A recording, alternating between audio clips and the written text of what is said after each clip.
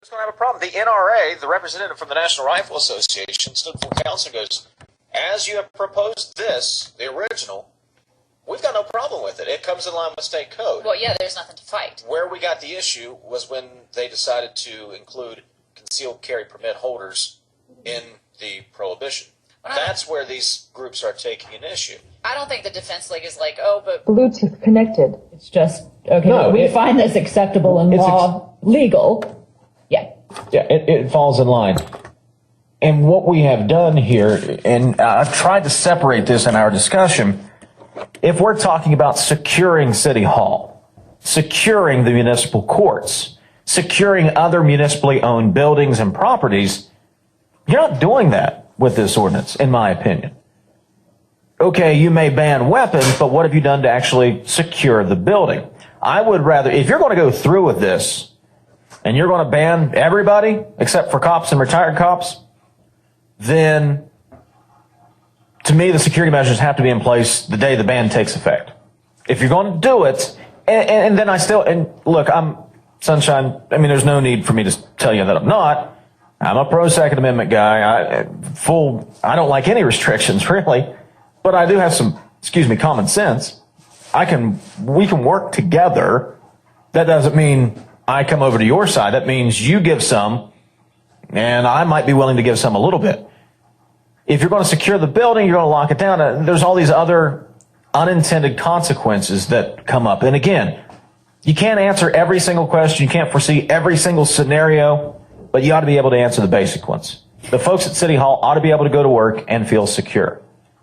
Why don't I have a problem with Milan doing this? Well, one, Milan's got the building secure. Two, Milan's a private company, private entity, can do whatever it wants when it's private property. We're talking about government, and there are laws in place concerning that. I can see where you're coming from with. I'm not certain how I feel about the ordinance altogether, but I agree with you 100% on security needs to be in place for me. Matter of fact, why aren't we just doing that? I don't know. Sure, if we're that concerned or we're that nervous, why not just secure the doors? Probably because it cost $132,000. What is that the figure? Roundabout? 130 to 180, I think is what I heard. To secure one door. One door. And where are you going? Now you get into a whole other political issue of how do you pay for that? Where does that money come from? Can you use the user fee money to pay for that? Do you go back and roads? Well, that user fee is pretty vague. It says for police something. I think you could make an argument. You think so? On city council if you want to do that. Yeah, I think you could. We can't have everything.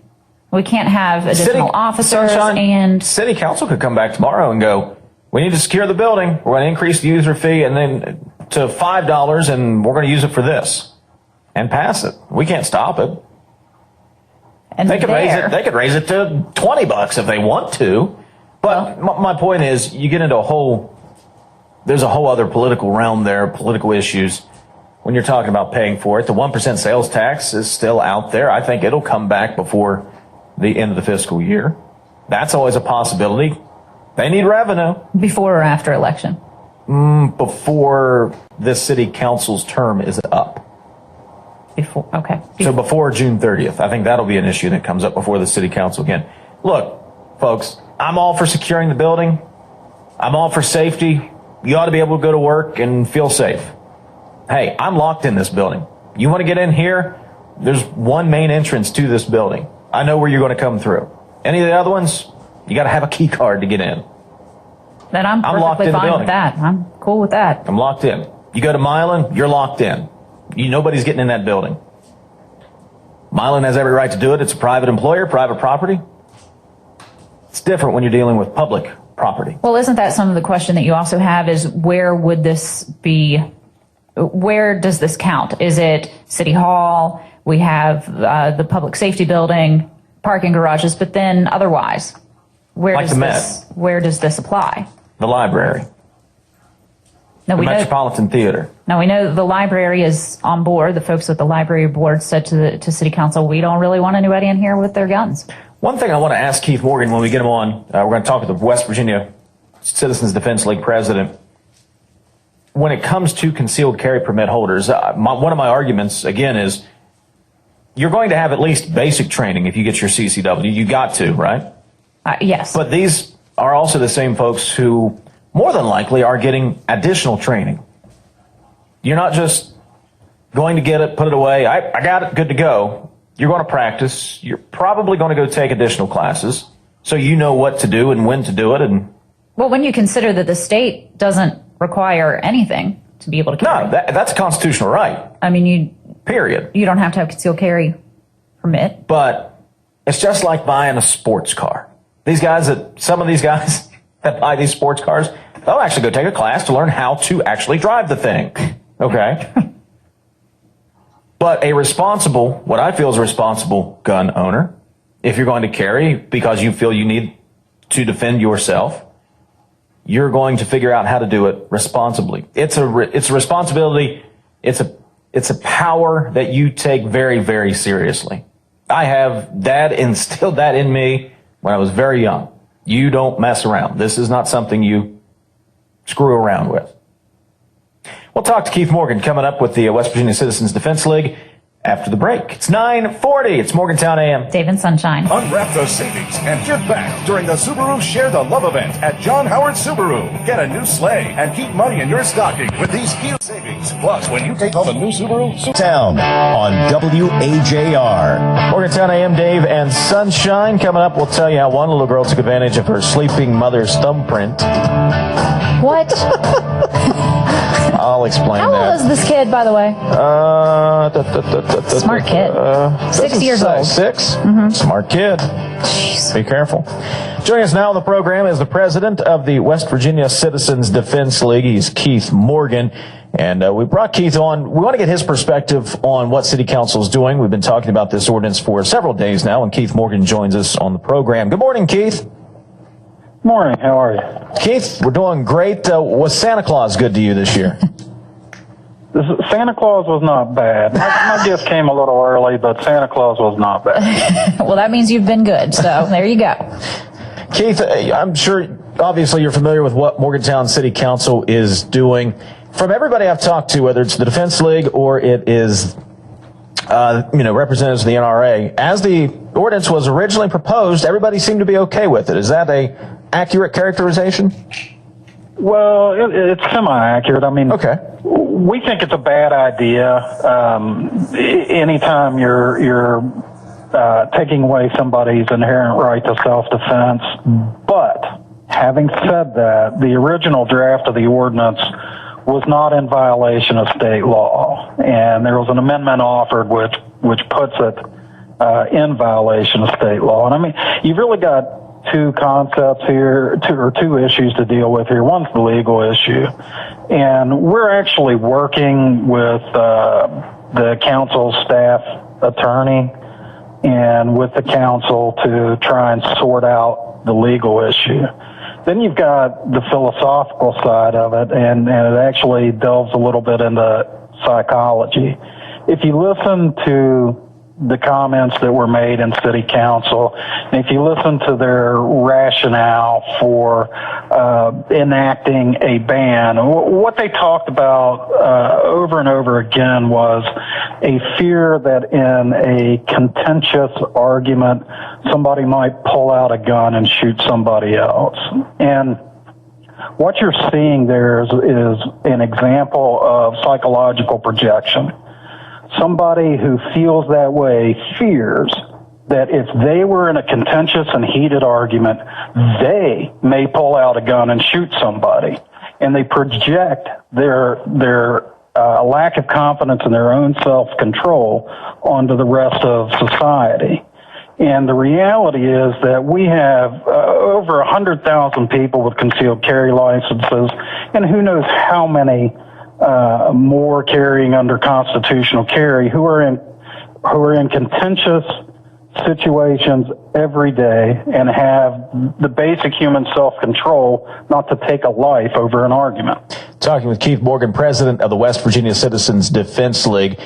Keith, can you elaborate? What are the legal issues that you're trying to work with City Council on? Well, there's some language that they modified in an amendment which will put them, state law in West Virginia regulates very tightly where municipalities may regulate the carry of firearms. And the purpose behind that was the legislature understood full well that a different set of laws in Morgantown and a different set of laws in Huntington and a different set in Charleston created a legal minefield where somebody didn't know if they were in compliance as they moved from jurisdiction to jurisdiction. So the state preempted firearms law. But within that preemption, they did allow for regulation of certain facilities, a regulation of the carry in certain facilities. And the amendment that was put forth goes a little too broadly.